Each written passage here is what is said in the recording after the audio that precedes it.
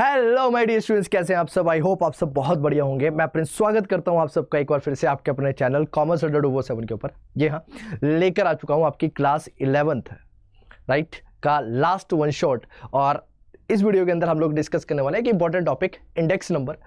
Directly indirectly class 11th के अंदर इससे क्वेश्चन पूछे जाते हैं। इंपॉर्टेंट चैप्टर है, तो आई होप आप सब लोगों को ये वीडियो बहुत ज़्यादा पसंद आएगी, क्योंकि इस वीडियो के अंदर मैं आप लोगों के साथ ये जो टॉपिक है काफ़ी ज़्यादा डिटेल में डिस्कस करने वाला हूँ। चलो आइए स्टार्ट करते हैं। अगर मैं इंडेक्स नंबर की बात करते हैं तो किसी भी चैप्टर को स्टार्ट करने से पहले सबसे पहला जो हमारा ऑब्जेक्टिव होता है वो ये होता है कि हमें ये समझना होता है कि उस चैप्टर के अंदर बेसिकली हम लोगों ने पढ़ना क्या क्या है। तो अगर मैं इस टॉपिक की बात करता हूं तो इस टॉपिक के अंदर हम लोगों ने क्या क्या डिस्कस कर रहा है, पहले वो चर्चा कर लेते हैं। सबसे पहले बात करेंगे understanding the meaning of the term index number. Index number का मतलब होता क्या है, सबसे पहले हम लोगों ने ये समझना है कि इंडेक्स नंबर का मतलब है क्या सर। और उसके बाद become familiar with the use of some widely use index number, यानी कि अलग अलग प्रकार के इंडेक्स नंबर्स का यूज किया जाता है। तो जो मोस्ट रिनोन्ड इंडेक्स नंबर्स है उनके बारे में जानेंगे और कैसे उसको बेसिकली फाइंड आउट किया जाता है। और तीसरा है कैलकुलेट एन इंडेक्स नंबर, किस तरह से इंडेक्स नंबर को कंप्यूट किया जाता है और उसकी लिमिटेशंस क्या क्या है, लिमिटेशन के बारे में भी समझेंगे और जानने की कोशिश करेंगे। राइट, चलिए तो ये स्टार्ट करते हैं। और स्टार्टिंग के अंदर सबसे पहले क्या बोला जाता है, you have learned in the previous chapter how summary measures can be obtained from the mass of data.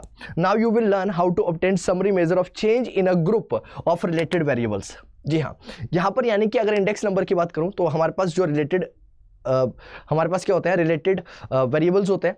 उन रिलेटेड वेरिएबल्स के अंदर जो चेंजेस आते हैं उसको किस तरह से मेजर किया जाता है। राइट, यहाँ पर आइए एक एग्जांपल के साथ समझते हैं। क्या बोला जाता है, Ravi goes to the market after a long gap, he finds that the prices of the most of the commodities have changed, है ना। तो रवि क्या होता है, बहुत समय के बाद क्या करता है, मार्केट के अंदर गया और मार्केट के अंदर जाने के बाद वो देखता है कि भैया प्राइसेस जो बहुत ज़्यादा चेंज हो चुके हैं। Right, some items has become costlier while others has become cheaper. कुछ चीज़ें बहुत ज़्यादा सस्ती हो चुकी हैं, कुछ चीज़ें बहुत ज़्यादा मेजर हो चुकी हैं। तो हम लोग यहाँ पर क्या करने वाले हैं, वेरिएबल्स को रिलेटिवली मेजर करने वाले हैं कि किस तरह से चीज़ें जो हैं वो, अब यहाँ पर क्या हो रही है, एक की कॉस्ट बढ़ रही है, एक कम हो रहा है। तो भाई ऐसा क्या हुआ कि कॉस्ट के अंदर इंक्रीमेंट हुआ और दूसरी तरफ ऐसा क्या हो गया कि कॉस्ट के अंदर डिक्लाइनमेंट आया। राइट, किसके साथ में रेफर करेंगे, समझेंगे इसे। On his return from the market, he tells his father about the change in the prices of the each and every items he bought. It is bewildering to both, right? दोनों के लिए एक समस्या थी, या फिर दोनों इस चीज़ को समझने की कोशिश करते हैं, है ना, कि क्या कारण रहे। तो आइए समझेंगे कि इंडेक्स नंबर किस तरह से मदद करने वाला है इस चीज़ को समझने में। ठीक है, तो क्या बोलता है, the industrial sector consist of many sub sectors, each of them is changing, the output of some sub sectors are rising while it is falling in sub sub sectors, है ना। तो इंडस्ट्रियल सेक्टर के अंदर क्या बोला जाता है कि बहुत सारे सेक्टर्स है ना, इंडस्ट्रीज सेक्टर्स के अंदर बहुत सारे सब सेक्टर्स है। तो कुछ सेक्टर्स के अंदर जो आउटपुट है वो इंक्रीज हो रहा है और कुछ सेक्टर के अंदर जो आउटपुट है वो डिक्रीज हो रहा है ना। कहीं पर राइट आउटपुट जो प्रोडक्शन जो है वो ज्यादा हो रही है, कहीं पर प्रोडक्शन जो है वो कम हो रही है। राइट, तो क्या बोला जाता है, the changes are not uniform, है ना, हर सेक्टर के अंदर चेंजेस जो है वो सेम नहीं है। Description of the individual rates of change will be different to understand, can a single figure summarize this changes. Right, अब हर किसी को समझना आसान नहीं है। अलग अलग सेक्टर्स को अगर मैं कंपेयर करने की कोशिश करूंगा और अलग अलग सेक्टर्स के बेसिस पर जानने की कोशिश करूंगा कि क्या रीजन रहे, तो ये थोड़ा सा दिक्कत वाला काम हो जाएगा। तो क्या बोला गया कि भाई हमें क्या करना है, हमें ओवरऑल नंबर्स निकालना है। तो क्या बोला था, look at the following cases. Case 1 क्या है, an industrial worker was earning a salary of 1000 इन 1982, है ना। एक पर्सन है, इंडस्ट्री सेक्टर के अंदर काम करते थे, कब, 1982 के अंदर 1000 रुपए की सैलरी उन्हें मिला करती थी। राइट, उसके बाद क्या बोला जाता है, today he earns 12000, can his standard of living be said to have risen 12 time during that period. क्या हम लोग ये बोल पाएंगे क्या भैया 1982 के अंदर 1000 रुपये में कोई एक पर्सन को 1000 रुपये सैलरी मिलती थी, अब 12000 रुपये मिल रही है। तो हम ये बोल सकते हैं कि भाई उसका जो स्टैंडर्ड है, उसकी जो राइट जो खर्च करने की क्षमता है वो 12 गुना बढ़ गई है। भाई उसके अंदर इन्फ्लेशन भी तो रहा होगा। अगर मैं प्रेजेंट की बात करता हूं तो प्रेजेंट के अंदर इन्फ्लेशन भी तो है। वो इन्फ्लेशन कितना हुआ, किस तरह से हुआ और उसके पर्सपेक्टिव में कितनी जो है रेवेन्यू एक पर्सन की या फिर इनकम जो है एक पर्सन की इंक्रीज हुई है, समझेंगे उसको इंडेक्स नंबर की मदद से। जानिए इन सब क्वेश्चन के आंसर आपको मिलने वाले हैं। By how much should his salary be raised so that he is as well off as before. तो कितना परसेंट, कितने टाइम उसकी सैलरी को इंक्रीज कर दिया जाए 1982 के अंदर जो उसकी परिस्थितियां थी और 2021-22 के अंदर या फिर जब का भी ये टाइम पीरियड है, राइट, आज के टाइम पीरियड के अंदर अगर उसकी मैं कंपेयर करता हूं तो कंपेयर करने के बाद आज के इस समय के अंदर कैसे बोला जा सकता है कि 90 to 82 के अंदर जो एक पर्सन की परिस्थितियां थी 1000 रुपए कमाने के बाद, आज 2024 के अंदर भी वही परिस्थितियां हैं उसकी? कैसे जान सकते हैं? राइट, समझेंगे इसके बारे में भी। Case 2, you must be reading about the Sensex in the newspaper. Sensex एक बेसिकली क्या है बेटा? एक इंडेक्स है। क्या है बेटा? इंडेक्स है। इंडेक्स किसका है? शेयर मार्केट का इंडेक्स है। निफ्टी, सेंसेक्स, बैंक निफ्टी, ये सब क्या है? इंडेक्स है, राइट। और क्या कहता है? The Sensex crossing 8000 point is indeed greeted with euphobia या फिर euphoria when Sensex dipped 600 point recently it eroded investors wealth by 1,53,690 crore. What exactly is Sensex? क्या है ये सेंसेक्स? चर्चा करेंगे इसके बारे में भी, राइट, समझेंगे, राइट। यूफोरिया का मतलब एक डर का माहौल है ना। सेंसेक्स जो है वो बढ़ा, राइट, लोगों ने सोचा नहीं था यार सेंसेक्स इतना इंक्रीज हो गया, राइट। आपने स्कैम्स के बारे में सुना होगा, 1992 स्कैम के बारे में पढ़ा होगा आपने, है ना। उसके अंदर क्या था? सेंसेक्स को बहुत ज्यादा तेजी के साथ ऊपर लेकर जाया गया था, राइट। तो क्या रीजन थे? अभी के संदर्भ में यहां पर इसको समझने की कोशिश करते हैं। और थर्ड केस यहां पर क्या कहता है? The government says inflation rate will not accelerate due to the rise in the price of the petroleum product.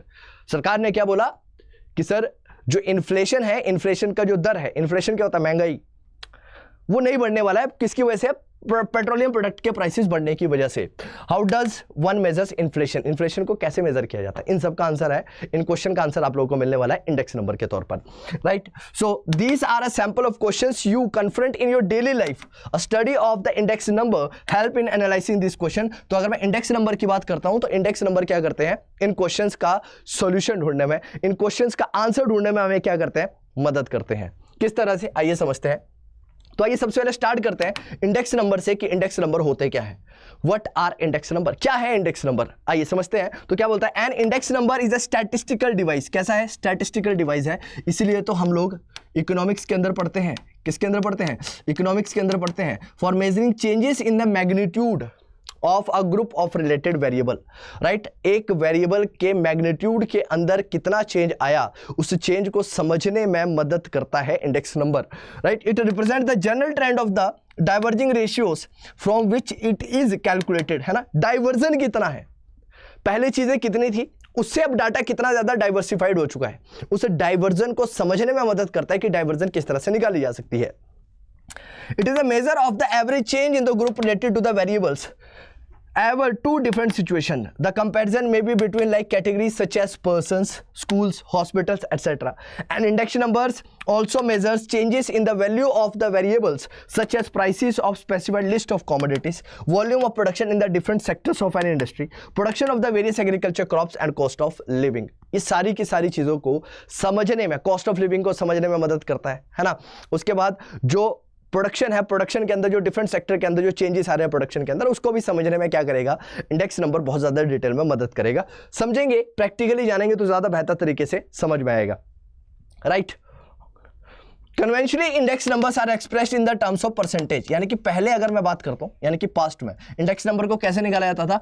Percentage के फॉर्म में कंप्यूट किया जाता था। Of the two periods, the period with which the comparison is to be made is known as the base period। यानी कि जिसके संदर्भ में, यानी कि अगर मान लो 2010 है और 2011 है, 2010 और 2011 के रेफरेंस से मैं चीज़ों को समझने की कोशिश कर रहा हूँ। किसके रेफरेंस में समझने की कोशिश कर रहा हूँ? 2010 से 2011 के रेफरेंस में मैं चीज़ों को समझने का प्रयास कर रहा हूँ।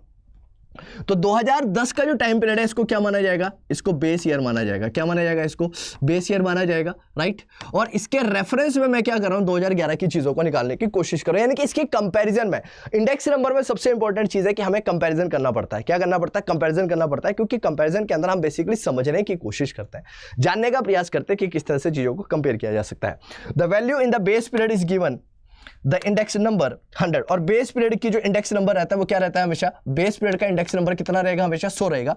If you want to know how much the prices have changed in 2005 from the level in 1990, अगर मुझे ये समझना है 1990 की अगर मैं बात करता हूँ, आप लोगों ने कई बार ऐसा सुना होगा, आपके ग्रैंड पेरेंट्स ऐसा बोलते होंगे आपसे कि हमारे समय के अंदर जो चीज़ें हैं वो इतने रुपीस में इतनी चीज़ें हम परचेज कर सकते थे, लेकिन आजकल के टाइम के अंदर उतनी चीज़ें हम लोग परचेज नहीं कर पाते हैं।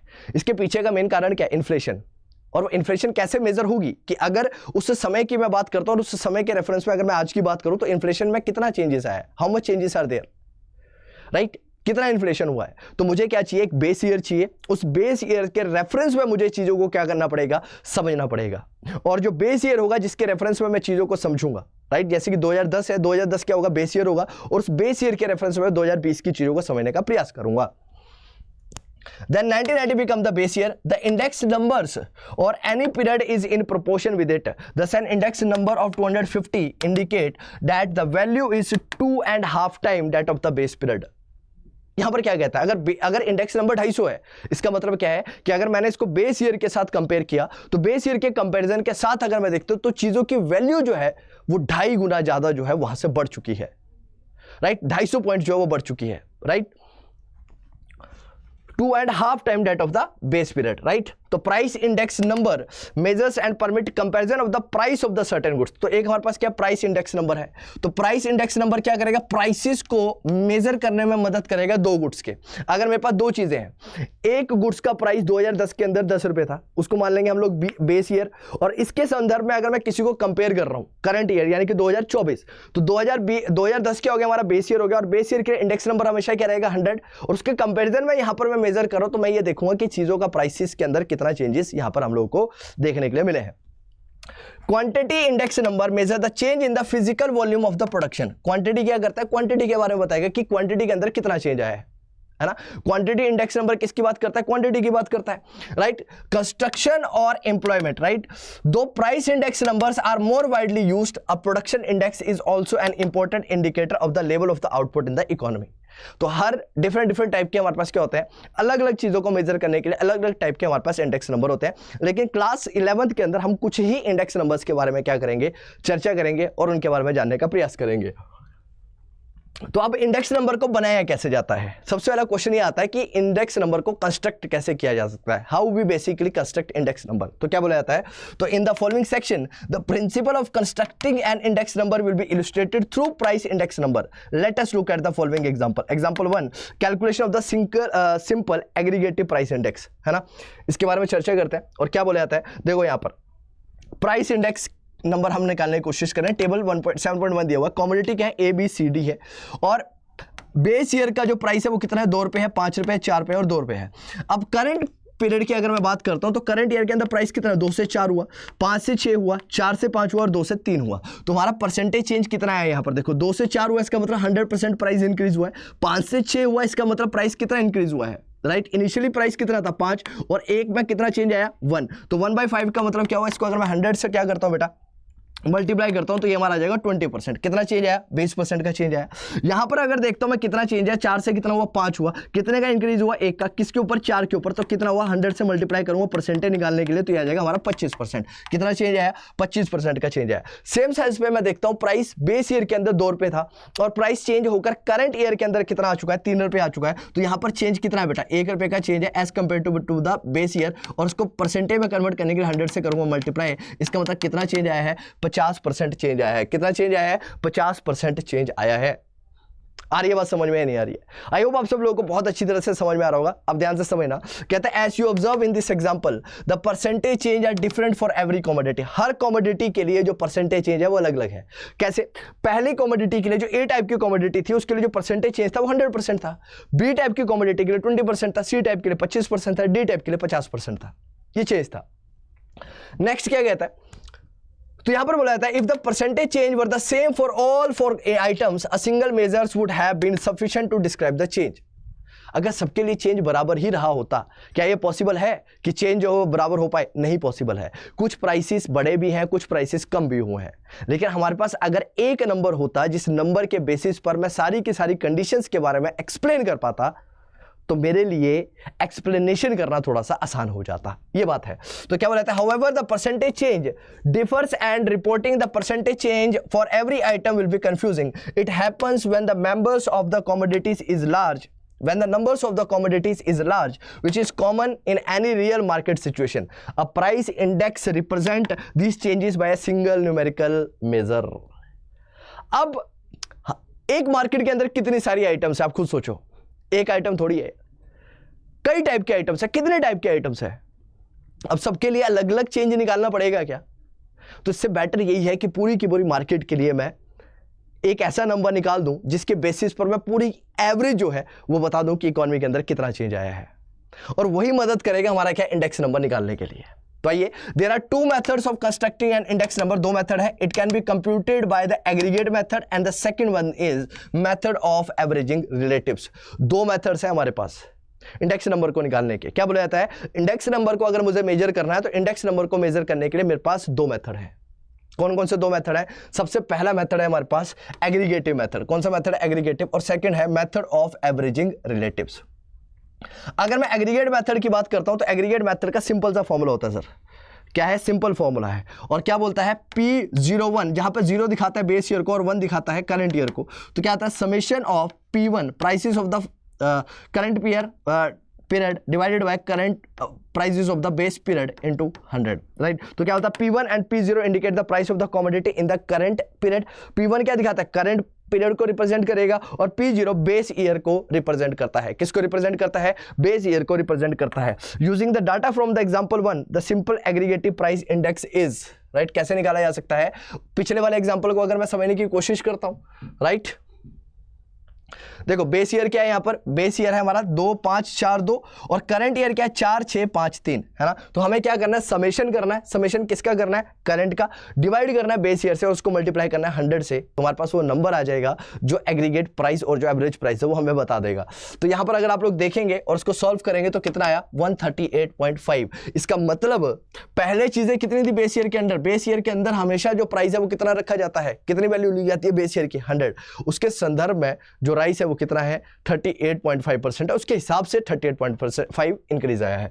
Here price is said to have risen by 38.5%। कितना? हम बता सकते हैं कि अगर मैं पास्ट की बात करूं और करंट की बात करूं तो पास्ट के कंपैरिजन में करंट के अंदर 38.5 टाइम जो है वो प्राइसेस के अंदर इंक्रीमेंट आया है। Do you know that such an index is of limited use? The reason is that the unit of measurement of the price of the various commodities are not the same. कहता है बहुत कम use का है लेकिन important है ना।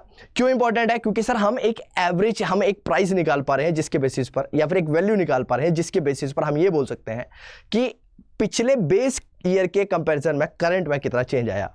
ठीक है, तो क्या बोलता है? It is unweighted. तो सबसे बड़ी दिक्कत इसके अंदर क्या? अनवेटेड है। अनवेटेड क्यों है? क्योंकि सर किसी का वेट ज्यादा है। वेट ज्यादा क्यों है? देखो यहां पर प्रीवियसली देखो आते हैं फिर क्वेश्चन के ऊपर। यहां पर देखो, यहां पर अगर आप लोग एक चीज समझ पा रहे होंगे तो आपको एक चीज बहुत अच्छी तरह से समझ में आएगी कि यहां पर अगर आप प्राइसेस चेंज देखते हैं तो बेस ईयर में प्राइस 2 है तो इसका वेट कम होगा, इसका वेट ज्यादा होगा, है ना। क्यों? क्योंकि इसकी वैल्यू ज्यादा है एज कंपेरेटिवली टू बाकियों के। फिर इसका वेट ज्यादा है, फिर इसका वेट क्या है? कम है, राइट। इन दोनों का वेट क्या है? कम है। इनका वेट ज्यादा है, इसका वेट ज्यादा है। और यहां पर अगर मैं बात करता हूं करंट ईयर की, करंट ईयर के अंदर क्या? इसकी वैल्यू ज्यादा है, इसका वेट ज्यादा है, क्योंकि इसके अंदर चेंज ज्यादा देखा गया है, तो ये ज्यादा वेट जो है वो कवर करने वाला है, राइट। तो यहां पर आ जाइए और देखिएगा यहां पर क्या बोलता है। It is unweighted because the relative importance of the items has not been properly reflected. The items are treated as having equal importance or weight. Right? यहाँ पर क्या है? Equal importance है और equal weight देना जरूरी है. But what happens in reality? In reality, the items purchased differ in order of the importance. हर एक आइटम की अपनी अपनी इंपॉर्टेंस है.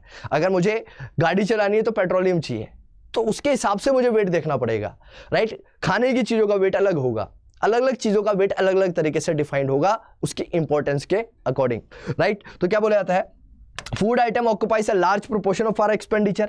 In that case, an equal rise in the price of an item with the large weight and that of an items with the low weight will have different implication for the overall change in the price. क्योंकि overall change दिखाता है, क्या दिखाता है? Overall change दिखाता है। लेकिन कुछ आइटम्स ऐसी होगी जो कि बहुत ज्यादा इंपॉर्टेंस की होगी, कुछ आइटम्स ऐसी होगी जो बहुत ज्यादा इंपॉर्टेंस की नहीं होगी, कुछ आइटम्स ऐसी होगी जो बहुत ज्यादा एक्सपेंसिव होगी, कुछ आइटम्स ऐसी होगी जो बहुत ज्यादा एक्सपेंसिव नहीं होगी। लेकिन जब ओवरऑल वेट निकाला जाएगा तो उस ओवरऑल वेट के अंदर दोनों की ही इंपॉर्टेंस आएगी, चाहे उसका वेट ज्यादा है चाहे वेट कम है, उससे कोई लेना देना नहीं होगा, और वो दिक्कत वाली बात है।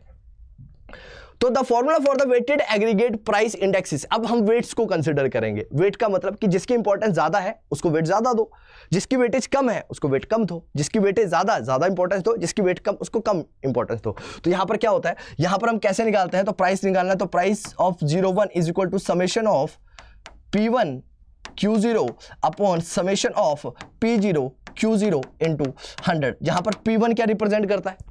P1 प्राइस रिप्रेजेंट करता है किसका? करंट का। और Q0 किसको रिप्रेजेंट करता है? Quantity, right. और समेशन करेंगे किसका, P0 Q0 का। P0 क्या, price of the base year और quantity of the base year, है ना। यहाँ पर P1 Q1 होगा इनटू 100। तो an index number become a weighted index when the relative importance of the item is taken care of. जब importance दी जाती है आइटम्स को। Here weights are quantity weights, है ना। ये वेट जो वो कैसा है, क्वांटिटी वेट है। To construct a weighted aggregate index a well specified basket of the commodities is taken and its worth each year is calculated. If thus measure the changing value of the fixed aggregate of the goods, since the total value changes with a fixed basket, the change is due to price change. Various method of calculating a weighted aggregate index is different basket with respect to the time. समझ में आया आप लोग को यहाँ पर क्या बोला गया कि भैया हमें क्या करना है। सिंपल सी भाषा में आप लोग इतना समझ लीजिए कि यहाँ पर ये बोला गया है कि हमें वेट्स को कंसिडर करना है, यानी कि जिसकी इंपॉर्टेंस ज़्यादा है उसको ज़्यादा वेट दो, जिसकी इंपॉर्टेंस कम है उसको कम वेट दो। सिंपल एग्जाम्पल के तौर पर calculation of the weighted aggregate price index, weight consider करते हैं, राइट। अब यहां पर क्या आ गया बेटा, यहां पर बेस प्राइस आ गया, कितना है P0, कितना है बेस प्राइस 2 5 4 और 2, और क्वांटिटी कितनी है 10 12 20 और 15। करंट ईयर प्राइस कितना 4 6 5 और 3, 4 आइटम्स का A B C और D। क्वांटिटी क्या है 5 10 15 और 10। तो सबसे पहले क्या करूंगा, समेशन ऑफ P1 Q1, है ना। प्राइस कितना है, राइट 4, है ना। और क्वांटिटी कितनी है बेटा, यहां पर देखो P1 Q0, राइट। तो यहां पर प्राइस कितना है 4, क्वांटिटी कितनी है यहां पर 10, राइट। प्लस 6, प्राइस कितना है हमारे पास यहां पर, राइट। पहले क्या है हमारे पास P1 है, ये रहा। P कितना है, ये रहा बेटा 4 इंटू में 10, P1 Q1 4 10, राइट। उसके बाद क्या है 6 और 12, उसके बाद क्या है 5 और 20, फिर क्या है बेटा 3 और 15, ठीक है। उसके बाद क्या करूंगा बेटा, बेस ईयर का प्राइस लूंगा, और बेस ईयर का प्राइस कितना है यहाँ पर 2, राइट, और कितना है 10, राइट। फिर यहाँ पर क्या है बेटा 5, और यहाँ पर क्या है 12, यहाँ पर कितना है 4, और यहाँ पर कितना है 20, और यहाँ पर 2, और यहाँ पर कितना है 15। और जब आप इसको सॉल्व करोगे तो आपका जो इंडेक्स नंबर आएगा वो आएगा 135.3।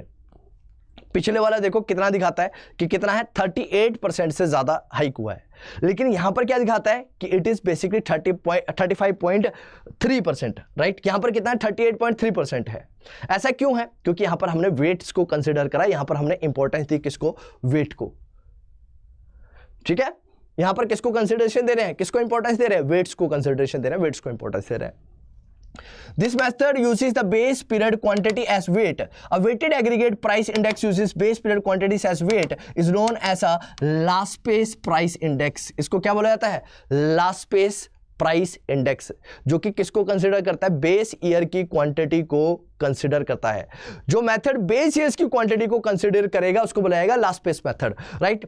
It provide an explanation to the question that if the expenditure on the base period basket commodities was 100, how much should have the expenditure in the current period on the same basket of the commodities, है ना। Same basket of the commodities के साथ क्या चीजें होंगी।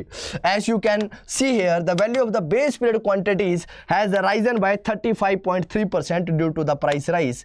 Using base period quantity as weight the price is said to have risen by 35.3, right. कितना है 35.3% जो है वो प्राइस राइज हुआ है। अगर मैं बेस ईयर की क्वांटिटीज की बात करता हूं उसके कंपैरिजन में कितना राइज हुआ है, 35.3% राइज हुआ है, ये बात बोली गई है। Since the current period quantities differ from the base period quantity, the index number using current period weights gives a different value of the index number. वहां पर क्या करा हमने, बोलो, बेस ईयर की क्वांटिटीज को यूज किया, अब करंट ईयर की क्वांटिटीज को यूज कर लेते हैं। कैसे, यहां पर करंट ईयर की क्वांटिटी Q1 और Q1 की बात करूंगा और इसके अकॉर्डिंग जो हमारा इंडेक्स नंबर निकल कर आएगा वो 132.1 आएगा। और आप लोग देख पा रहे होंगे इन दोनों मेथड के अंदर वेरिएशन है, एक 132.1 बोल रहा है और एक 135.3 बोल रहा है, क्योंकि एक के अंदर हम क्वांटिटीज बेस ईयर की ले रहे हैं और जहां पर बेस ईयर की क्वांटिटीज के बारे में बात की जाती है उसको बोला जाता है लास्पेस मेथड। क्या बोला जाता है, लास्पेस मेथड के नाम से उसको जाना जाता है। तो क्या कहता है, it uses the current period quantities as weight. A weighted aggregate price index using current period quantity as weight is known as Paasche's price index. क्या बोला जाता है इसे, पास्चेस प्राइस इंडेक्स बोला जाता है। तो हमारे पास दो प्राइस इंडेक्स है सर, एक लास्पेस एक पास्चेस। लास्पेस की बात करूं तो लास्पेस मेथड जो है वो क्वांटिटीज को कंसीडर करेगा, लेकिन किसकी क्वांटिटीज को, बेस ईयर की क्वांटिटीज को कंसीडर करेगा। लेकिन वहीं पर अगर पास्चेस मेथड की बात की जाए तो पास्चेस मेथड क्वांटिटीज को कंसीडर करेगा, लेकिन किसकी, करंट ईयर की क्वांटिटीज को मेजर करता है। It helps in answering the questions that if the current period basket of the commodity was consumed in the base period and if we were spending 100 on it, so the expenditure in current year is same basket of the commodities. Purchase price index is 132.1, interpreted as price rise of 32.1% using current period weight. The price is said to have risen by 32.1%. Price कितना बड़ा है? 32.1. याद रखने वाली बात इतनी है कि लास्ट पेस मेथड के अंदर हम बेस ईयर की क्वांटिटीज को कंसीडर करते हैं और पास्ट ईयर मेथड के अंदर हम लोग कंसीडर करते हैं करंट ईयर की क्वांटिटीज को. किसको? करंट ईयर की क्वांटिटीज को. Now the second method is methods of averaging relatives. ये समझने से पहले आइए फटाफट से एक बार देख लेते हैं कि अभी तक हम लोगों ने क्या पढ़ा. हम लोगों ने अभी तक ये समझने की कोशिश करी कि इंडेक्स नंबर बेसिकली क्या रिप्रेजेंट करता है और इंडेक्स नंबर के क्या क्या मेथड्स हो सकते हैं. इंडेक्स नंबर को एक सिंपल मेथड से भी निकाला जा सकता है. सिंपल मेथड ज़्यादा इफेक्टिव नहीं है क्योंकि वहाँ पर हम वेट्स को कंसिडर नहीं करते हैं. वेट्स को कंसिडर करने से उसकी इंपॉर्टेंस के बारे में पता चलता है और जब वेट्स को कंसिडर करते हैं तो वहाँ पर दो मेथड होता है. एक लास्ट पेस मेथड होता है और एक हमारे पास पास्ट ईयर मेथड होता है. लास्ट पेस मेथड जो है वो उन क्वांटिटीज की बात करता है जो बेस ईयर की है. पास्ट ईयर मेथड उन क्वांटिटी की बात करता है जो कि करंट ईयर की है. That's it. अगर एवरेज रिलेटिव्स की बात करूं तो when there is only one commodity, एक कमोडिटी है, the price index is the ratio of the price of the commodity in the current period to that of the base year, usually expressed in the percentage term. The method of averaging relative takes the average of this relative when there are many commodities, है ना. तो the price index number using price relative is defined as. अच्छा, जब मैं average method की बात करता हूं, एवरेज रिलेटिव मेथड की बात कर रहा हूं, तो एवरेज रिलेटिव मेथड के अंदर अगर एक कमोडिटी है तो उसके लिए अलग फॉर्मूला लगेगा और अगर ज्यादा कमोडिटीज के बारे में बात हो रही है तो ज्यादा फॉर्मूला लगेगा, अलग फॉर्मूला लगेगा. तो अगर मैं रिलेटिव मेथड्स की बात करता हूं तो उसके लिए जो फॉर्मूला होता है that is P01 equal to 1/n summation P1 upon P0 into में 100. ये फॉर्मूला होगा sir. This will be the right formula. अब देखिए, when P1 and P0 indicate the price of the commodity in the current period and base period respectively, the ratio will be P1 upon P0 into 100 is also reflected to as the price relative of the commodity. ये क्या है?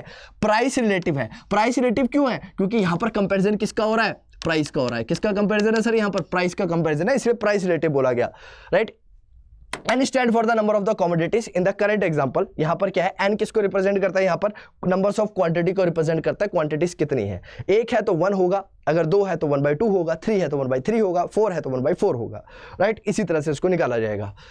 तो क्या बोलता है यहां पर? तो यहां पर कितनी आइटम थी? 4 आइटम थी, ठीक है सर. उसके बाद हम लोगों ने क्या करना? Price of the first price of the current year divided by price of the base year. तो करंट ईयर का प्राइस यहां पर ले लो, है ना, और करंट ईयर का प्राइस कितना? 4 डिवाइडेड. इस तरह से आप लोग क्या करेंगे? उस क्वेश्चन को सॉल्व कर लेंगे और आपका यहाँ पर जो रिलेटिव मेजर है, रिलेटिव वैल्यू है, वो कितने निकल कर आएगी? 149. और यहाँ पर क्या दिखाता है कि बेस ईयर के कंपैरिजन में 49% जो है वो हमारा जो है इंक्रीमेंट हुआ है, राइट. तो क्या बोलता है? The price of the commodity have risen by 49%. The weighted index of the price relative is the weighted arithmetic mean of the price relative defined as, right. और यहां पर अगर हम लोग पिछले इसके अंदर क्या है? यहां पर हम लोगों ने वेट्स को कंसिडर नहीं करा है. क्या नहीं करा? हमने वेट्स को कंसिडर नहीं करा है. लेकिन इसके अंदर हम लोग क्या करेंगे? वेट्स को कंसिडर करेंगे. किसको कंसिडर करेंगे? वेट्स को यहां पर कंसिडर किया जाएगा. किसको कंसिडर किया जाएगा? वेट्स को यहां पर कंसिडर किया जाएगा. और जब वेट्स को कंसिडर किया जाएगा तो यहां पर क्या कर देंगे हम लोग? समेशंस ऑफ वेट कर देंगे. वेट किसका? करंट ईयर का वेट. यहां पर क्या है बेटा? करंट ईयर का वेट, राइट. तो W का मतलब क्या हुआ यहां पर? वेट. और वेट का क्या करेंगे हम लोग? समेशन करेंगे वैल्यूज को डिफाइन करने के लिए. In a weighted price relative index, weight may be determined by the proportion or percentage of the expenditure on them in a total expenditure during the base year. It can also refer to the current period depending on the formula used, right? These are essentially the values shared by the different commodities in the total expenditure. तो यहाँ पर values की बात होगी. हमने बताया कि wait का बेसिकली कॉन्सेप्ट क्या होता है? वेट का कॉन्सेप्ट है कि जिनकी वैल्यूज ज्यादा है ना, जिन कमोडिटीज की वैल्यू ज्यादा है उसको ज्यादा वेट दिया जाए, है ना, और जिसकी वैल्यूज कम है उसको कम वेट दिया जाए, राइट. तो कहता है these are essentially the values share of the different commodities in the total expenditure. In general the base year weight is preferred to the current period weight. It is because calculating the weight every year is inconvenient. It also refer to the changing value of the different basket. They are strictly not comparable. Example 3 shows the type of information one needed for the calculating the weighted average method. अब देखो भैया, ये हमारे पास एक question है. Question के अंदर देखो यहाँ पर क्या है? हमें कमोडिटी है, यहाँ पर उनके वेट्स के बारे में डिफाइन कर रखा है, बेस ईयर का प्राइस दे रखा है, करंट ईयर का प्राइस दे रखा है, प्राइस रिलेटिव हमें यहाँ पर दे रखा है.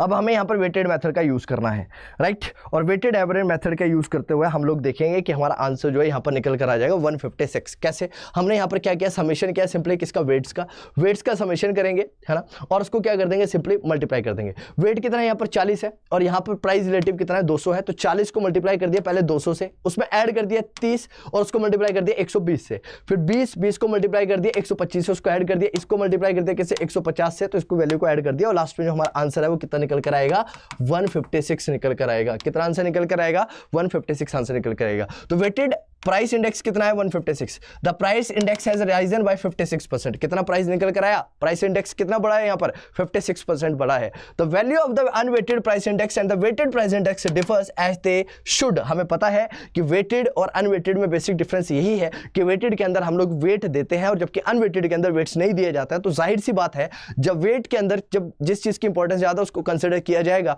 तो नेचुरली उसकी वैल्यू के अंदर भी डिफरेंस देखने को मिलेगा। इसलिए यहां पर इसकी वैल्यू के अंदर भी चेंजेस आप लोगों को देखने के लिए मिल रहे हैं।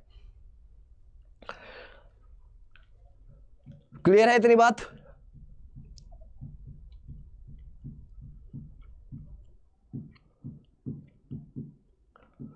चलिए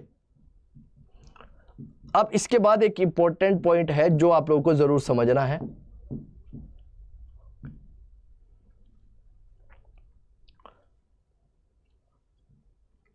consumer price index, this is important. और कंज्यूमर प्राइस इंडेक्स के बारे में समझते हैं कि कंज्यूमर प्राइस इंडेक्स क्या बोलता है। What does consumer price index basically state, तो ये समझते हैं। तो government agencies in India prepare a large number of consumer price index numbers, some of them are follow. एक कंज्यूमर प्राइस इंडेक्स नंबर है जो कि इंडस्ट्रियल वर्कर के लिए बनाया जाता है, बेस ईयर 2001 100 और वैल्यू ऑफ इंडेक्स नंबर मई 2017 के अंदर कितने हैं, 278। All India consumer price index बनाया गया एग्रीकल्चर लेबरर्स के लिए 1986 के अंदर, 87 के अंदर बेस ईयर माना गया और उसकी वैल्यू कितनी होगी 100 और वैल्यू जो निकल कर आई 2017 के अकॉर्डिंग वो 872 निकल कर आई। इसी तरह से हर अलग अलग जगह पर हमारे द्वारा जो है डिफरेंट वेट्स का और डिफरेंट मेथड्स का यूज यहां पर किया जा सकता है। अब हमें समझना है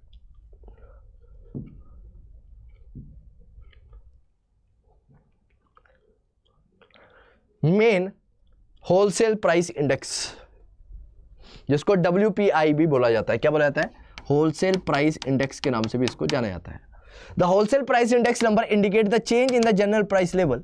Unlike CPI, it does not have any reference consumer category. ये क्या बताता है, ये general price level के अंदर change बताता है। It does not include items pertaining to the services like barber charges, repairing, etc. What does the statement WPI in with the 2004-5 as the base 253, base is 253 in October 2014 means? It means that the general price level has risen by 153% during the period. ये आप लोगों को पता है कि किस तरह से इंक्रीज होता है। इंपॉर्टेंट है कि कैसे इसको कैलकुलेट किया जाता है, ठीक है। Usually the data on wholesale price is available quickly. The all commodity inflation rate is often referred to as headline inflation. Sometimes the focus is on the food items with the comprising 24.23% of the total weight. देखो भाई अलग अलग नाम के हमारे पास wait index है, अलग अलग तरीके से उसको बोल दिया था, चाहे होलसेल प्राइस इंडेक्स बोल लो, कंज्यूमर इंडेक्स बोल लो, है ना। डिफरेंट ऑब्जेक्टिव है लेकिन मेथड जो है वो सेम ही लगने वाले हैं। जो मेथड्स मैंने आप लोगों को बताए हैं उन्हीं मेथड्स का यूज होगा। किसी जगह पर वेटेड वैल्यूज को यूज किया जाएगा, किसी जगह पर वेटेड वैल्यूज को नहीं लिया जाएगा, ठीक है। इंडस्ट्रियल प्रोडक्शन है, उसका वेटेड, अगर उसका मुझे इंडेक्स नंबर निकालना है तो उसके इंडेक्स नंबर को भी हम लोग कंप्यूट कर सकते हैं। कैसे, राइट। अगेन देखो नंबर सेम है, वैल्यू सेम है, बस नाम चेंज हो जाता है ना। क्या है, नाम बस चेंज हो गया, ठीक है। वहां पर क्या करना है हम लोगों ने, वैल्यूज को कंसीडर करना है, दैट्स इट। नाम सेम है, वैल्यू सेम है, ठीक है। अलग अलग जगह पर इसको ये क्या किया जा सकता है, यूज किया जा सकता है। ह्यूमन डेवलपमेंट इंडेक्स है, another useful index widely used to know the development of a country is human development index, without which you cannot have studied, which you have studied in class 10th, है ना। एक हमारे पास होता है human development index जिसको HDI बोलते हैं, और HDI भी क्या करता है, इंडेक्स नंबर है जो ओवरऑल ह्यूमन डेवलपमेंट बताता है कंट्री के अंदर कि कितनी कंट्री कितनी डेवलपमेंट हुई है बेस ईयर को ध्यान में रखते हुए, है ना। जैसे 2010 को बेस ईयर मान लिया, उसके रेफरेंस में अगर मैं अभी बात करता हूं तो कितना डेवलपमेंट हुआ है उसके बारे में बात करता है। Sensex short form of Bombay stock exchange sensitive index with 1978 1979 as the base year. The value of the Sensex is with reference to this period, right। तो अलग अलग तरीके से निकाला जाता है।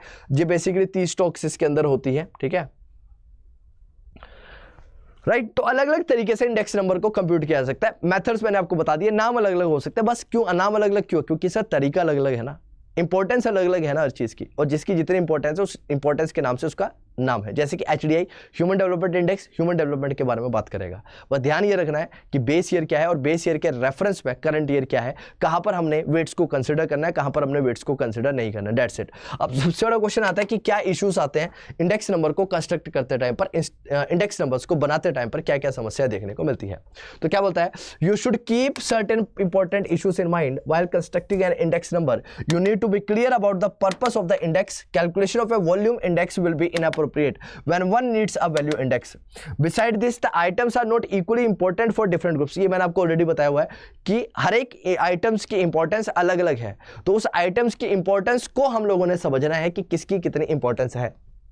राइट तो क्या बोला, the rise in the petrol price may not directly impact the living condition of the poor agriculture labourers, thus the items to be included in an index have to be selected carefully to be a representative as possible. Only then you will get a meaningful picture of the change. Every index number should be have a base year, base year होना चाहिए। Right क्या होना चाहिए, base year होना चाहिए, और base year के reference में ही इंडेक्स नंबर जो हमेशा कंप्यूट किया जा सकता है। अदरवाइज आप लोग इंडेक्स नंबर को कंप्यूट नहीं कर पाएंगे। और एक चीज याद रखें कि बेस ईयर की वैल्यू कितनी लेनी है, हमेशा 100 लेनी है। Another issue is the choice of the formula which depends upon the nature of the question to be studied, right? अब फॉर्मूला कौन सा लगाएंगे वो डिपेंड करेगा कि किस टाइप का क्वेश्चन है और किसकी वैल्यू कैसे निकालनी है। Besides, there are many other source of data with the different degrees of reliability. Data poor reliability will gives misleading result, है ना। तो सही डाटा हम लोगों को चेक करना है, सही डाटा हम लोगों ने यूज करना है, राइट और उसके बाद हम लोगों को उसकी वैल्यू निकालनी है। अगर इकोनॉमिक्स की बात करूँ तो इकोनॉमिक्स के अंदर हमारे लिए कौन कौन सा जो इंडेक्स नंबर है इंपॉर्टेंट है, एक तो कंज्यूमर इंडेक्स नंबर है और दूसरा हमारे पास क्या होलसेल प्राइस इंडेक्स नंबर है। ये कैसे निकाला जा सकता है, राइट क्योंकि ये किसके बारे में बात करता है, ये change in the price of the aggregate such as national income और कैपिटल फॉर्मेशन वगैरह के बारे में बताता है। यहाँ पर CPI यानी कि कॉस्ट ऑफ लिविंग इंडेक्स जो है वो हेल्पफुल है वेज नेगोशिएशंस के लिए, राइट इनकम पॉलिसीज के लिए, प्राइस पॉलिसी के लिए, रेंट कंट्रोल के लिए, टैक्सेशन के लिए और जनरल इकोनॉमिक पॉलिसीज के लिए। इनकी वैल्यूज को निकालने के लिए ये ज्यादा जरूरी है। क्लियर है। तो यहां पर ये फॉर्मूले को यूज किया जा सकता है, इन फॉर्मूलेस की मदद से हम लोग इसको रेफरेंस के तौर पर निकाल सकते हैं। क्लियर है। चलिए ये आपको वैल्यू दे रखी है यहां पर, ठीक है। तो आई होप आप सब लोगों को ये चीजें समझ में आ गई होगी और आप लोगों को ये कुछ क्वेश्चंस है, इन क्वेश्चंस के आंसर्स आप लोगों ने देखने हैं। और अगर आप लोगों के कोई भी डाउट्स अगर आते हैं और आप लोग मुझसे इससे रिलेटेड कोई भी क्वेश्चंस पूछना चाहते हैं तो आप लोग मुझे क्या कर सकते हैं, मेल कर सकते हैं। और मेरी ईमेल आईडी रहेगी prince.thakur@adda247.com। यहाँ पर आप लोग मुझे क्या कर सकते हैं, मेल कर सकते हैं और आप लोग मेल करके मुझसे चीज़ों को पूछ सकते हैं। होलसेल प्राइस इंडेक्स नंबर या फिर कंज्यूमर प्राइस इंडेक्स नंबर या CPI, WPI और CPI को कैसे कंप्यूट किया जा सकता है, मेथड मैंने ऑलरेडी डिस्कस कर दिया है। मेथड सेम ही फॉलो होगा, बस डिफरेंस इतना होगा कि कौन सी जगह पर किस वेट को यूज किया जाएगा वो हमारे लिए मैटर ऑफ कंसर्न है। चलिए तो आई होप आप सब लोगों को ये क्लास बहुत ज़्यादा पसंद आएगी। मिलते हैं आप लोगों से अगली क्लास में और अलग कॉन्सेप्ट्स के साथ। Till then take care and जय हिंद।